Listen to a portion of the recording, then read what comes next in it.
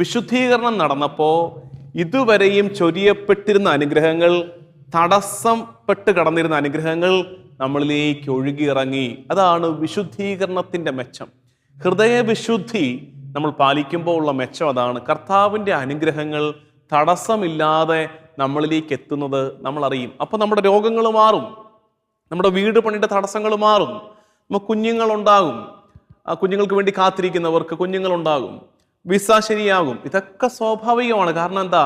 നമ്മൾ കർത്താവിൻ്റെ പക്ഷത്തേക്ക് മാറി നിന്നപ്പോൾ സ്വാഭാവികമായി അനുഗ്രഹങ്ങളുണ്ടായി. അപ്പോൾ നമ്മൾ ഓർക്കേണ്ടത്, എന്തെങ്കിലും ഒരു മന്ത്രം ചൊല്ലി, എന്തെങ്കിലും ഒരു കുറുക്ക് പ്രാർത്ഥന ചൊല്ലി കർത്താവിനെ പ്രീതിപ്പെടുത്തി പ്രീണിപ്പിച്ച് സാധിച്ചെടുത്തു അല്ല, അങ്ങനെയല്ല.